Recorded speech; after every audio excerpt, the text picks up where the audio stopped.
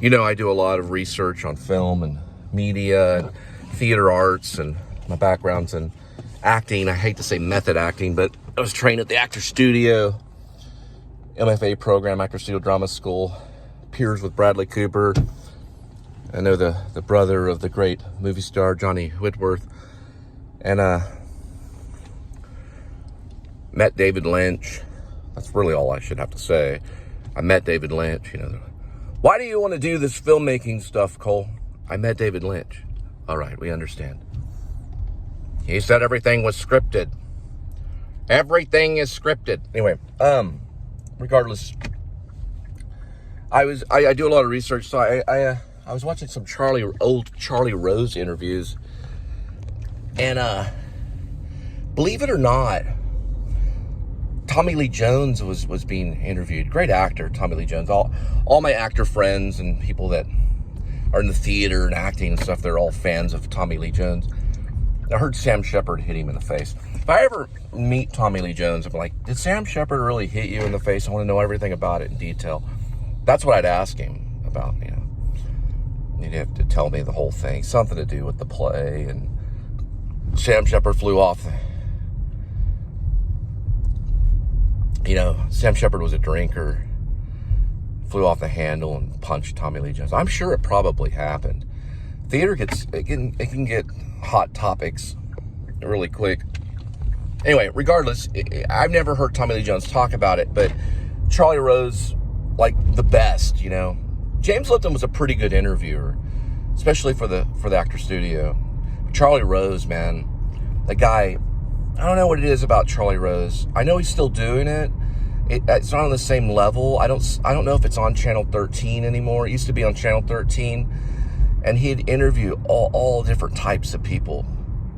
You know, I loved his shows. Now, the rumor is one of my teachers, Marjorie Hayes, who worked with Grotowski, she's like this big-time actress, but she's also a director. She's a wonderful director and a teacher.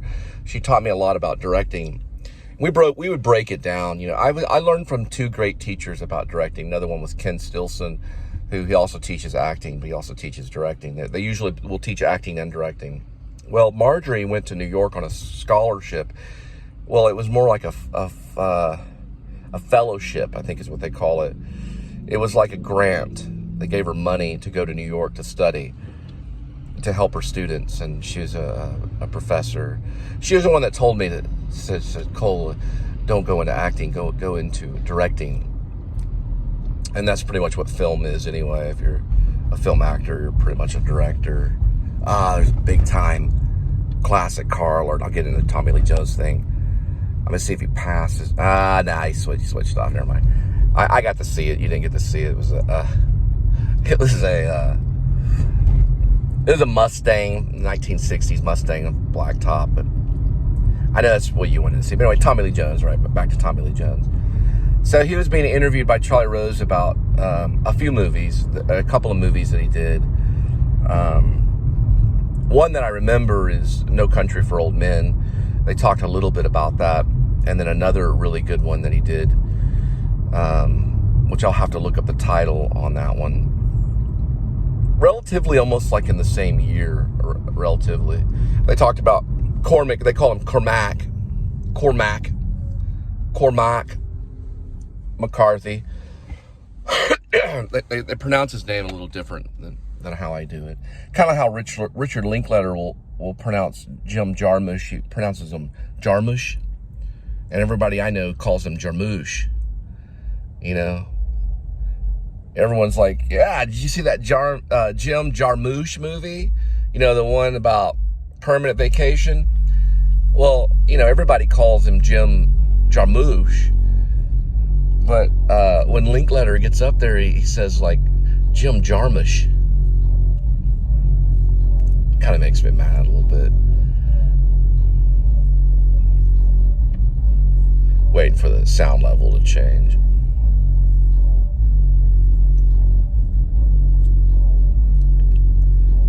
Well, Marjorie said, you know, you might have some trouble with Shakespeare. And she cast me on a Shakespeare show. We all went to Czech Republic.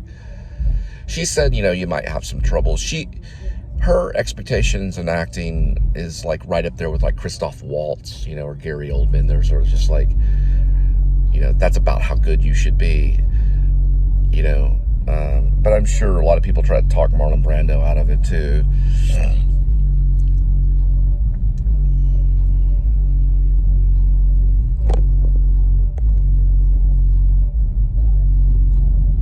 Shelley Winters in the car, she'd be really upset. She didn't like that kind of stuff. She was interviewed too. She hated all the boombox stuff and loud thumping bass noises and stuff. It bothered her. It was her least favorite sound.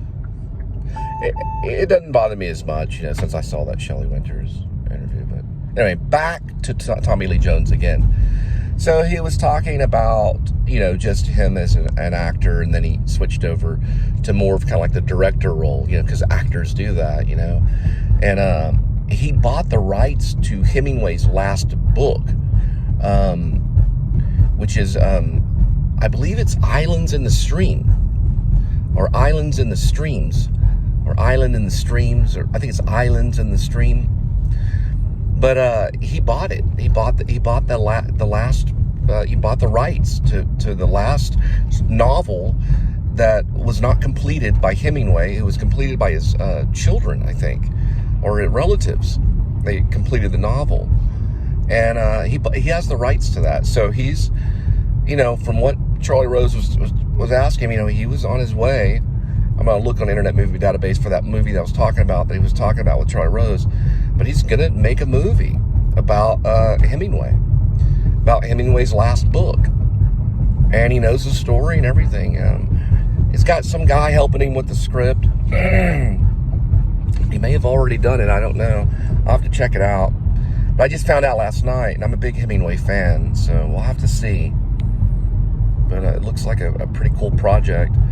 And, you know, he worked with Cormac, you know, he had some differences when it came to the character that he was playing, because how Cormac is very real, and kind of was playing like this bigot sheriff guy, you know, because of personality or because of whatever reason. But he was saying, you know, I had to I wasn't exactly this character, you know, I wasn't exactly this thing. I had to kind of change a little bit.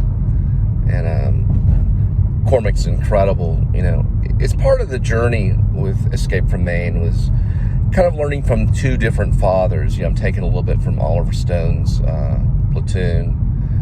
The two fathers are in Platoon.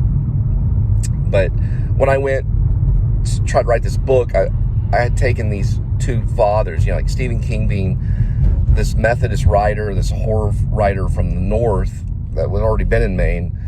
And then I took along with me a copy of Cormac McCarthy's Blood Meridian to kind of keep the mystic aspect of the South with me, you know, the father of the North and the father of the South, you know. There is a character in it that I've created called the ghostly father figure. And the reason why I call it the ghostly father figure is because it doesn't necessarily, the character does not really look like a ghost. It looks like this guy wearing overalls and a John Deere hat. That we later learn that it's actually Jonah's father, because there will be a flashback sequence when he's working in the garden with his dad, and they talk about a suicide of his older brother, of his dad's older brother, which is a personal memory that I'm bringing into the story for the sake of how my dad responded to it. That his older brother did not die of suicide. He did not kill himself. It was the disease that ended up taking him. And it's about that segment is about his older brother who was drafted in Vietnam and chose not to go that route and to take his own life during ROTC. And it's a big kind of moment in my family's chapter in my family. Like it's an important chapter.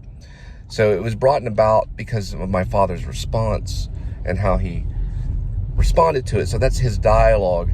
which I'd be using in this movie, which I think is a little bit about the old generation, the Vietnam generation, and then going into what they call Generation X. I think it's about those two things. So I wanted to talk about that. I don't know why I started off talking about Tommy Lee Jones, but I guess maybe because of the Cormac McCarthy, and then it kind of made me think about why I put that in there, you know. They're like notes that I'm giving myself, you know, and you, so that you kind of know in more detail what the script is about.